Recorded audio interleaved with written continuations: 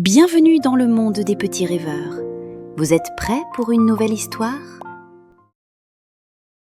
Un cœur au refuge.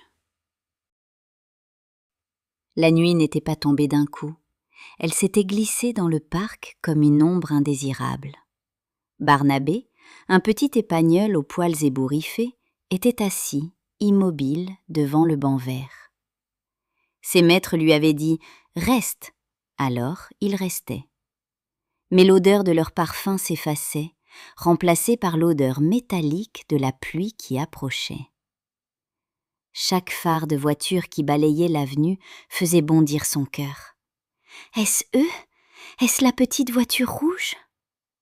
Non, le moteur s'éloignait.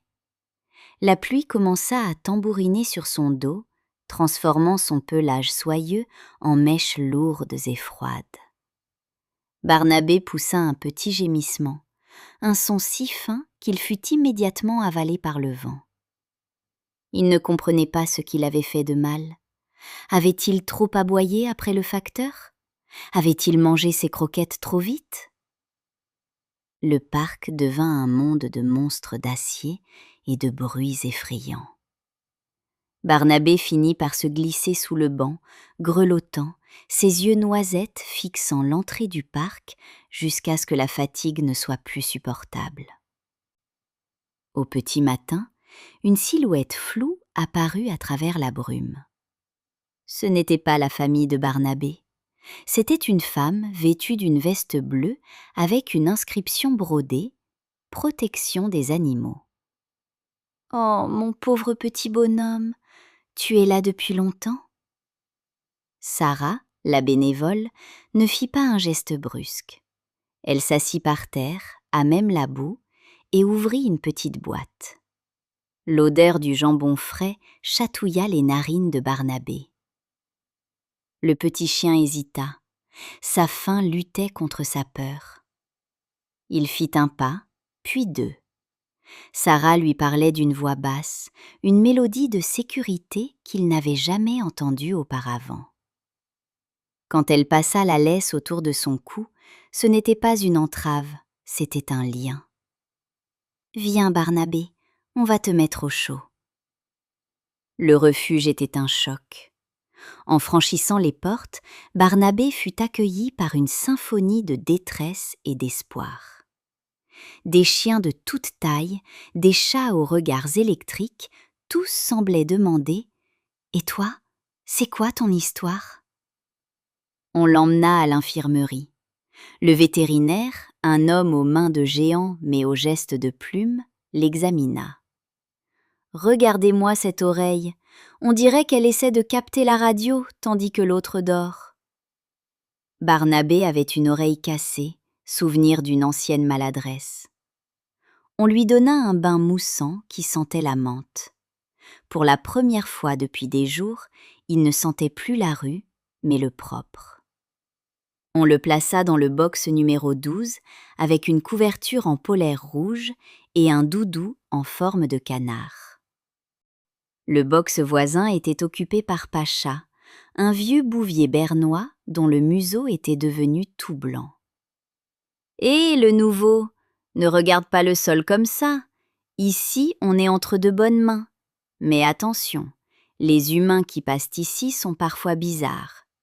Ils veulent des chiens qui ressemblent à des gravures de mode. » Pacha expliqua à Barnabé que le refuge était un lieu de transition, un pont entre une vie brisée et une vie à construire.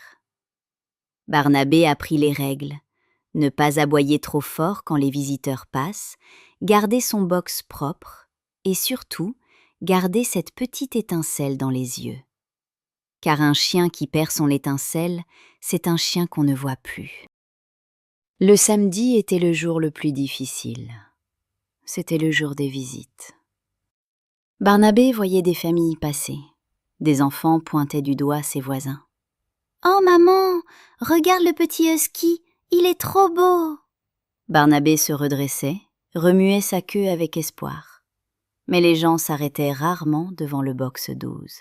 « Il est un peu trop commun », entendit-il un jour. « Et son oreille est bizarre », dit un autre. Chaque samedi soir, quand les lumières s'éteignaient et que le refuge redevenait silencieux, Barnabé se pelotonnait contre son canard en peluche. Il commençait à croire que son oreille cassée était une marque d'imperfection insurmontable. Un mercredi pluvieux, alors que personne n'était attendu, une petite fille nommée Zoé franchit la porte. Elle marchait doucement, ses mains dans ses poches. Elle ne cherchait pas le plus beau, elle cherchait celui qui comprendrait son silence. Elle s'arrêta devant Barnabé. Elle ne demanda pas à Sarah s'il savait rapporter la balle. Elle s'assit simplement devant la grille. Barnabé, au lieu de sauter partout, s'approcha doucement. Il posa sa tête contre le grillage, juste là où se trouvait l'oreille cassée. « Toi aussi, tu te sens un peu différent ?» murmura Zoé. Elle avait une petite cicatrice sur la joue, cachée par ses cheveux. À ce moment précis, un fil invisible se tissa entre le petit chien du box 12 et la petite fille aux lunettes de travers. Le processus fut long. Il y eut des promenades dans le parc du refuge. Zoé apprenait à Barnabé à marcher sans tirer, et Barnabé apprenait à Zoé à rire aux éclats quand il essayait d'attraper des papillons invisibles. Enfin, le jour de l'adoption arriva. Sarah apporta une laisse en cuir marron, solide et élégante. « Sois sage, Barnabé, tu as gagné ta place. » Barnabé fit un dernier tour pour saluer Pacha. Le vieux chien remua la queue lentement. « Je te l'avais dit, petit, ton humain t'a trouvé. » En franchissant la grille de la SPA pour la dernière fois, Barnabé ne ressentit pas de joie bruyante, mais une paix immense. Il n'était plus un numéro, il était un membre. L'histoire se termine dans une maison qui sent la cannelle et le bois ciré. Barnabé a maintenant un panier moelleux près de la cheminée, mais il préfère dormir au pied du lit de Zoé. Chaque matin, ils courent ensemble dans le jardin. Barnabé n'est plus le chien triste du parc. Son oreille cassée?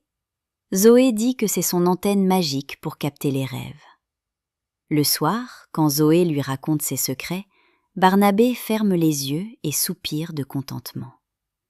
Il sait que derrière chaque grille de refuge, il y a un Barnabé qui attend que quelqu'un voie au-delà de l'apparence. Car adopter un animal, ce n'est pas seulement lui offrir un toit, c'est lui redonner le droit d'exister. Et c'est ainsi que Barnabé, le petit chien à l'oreille cassée, devint le plus grand trésor d'une petite fille qui l'attendait sans le savoir. Bonne nuit, mes petits rêveurs. Merci d'avoir rêvé avec nous. À très vite pour une autre aventure et abonne-toi pour ne rien manquer.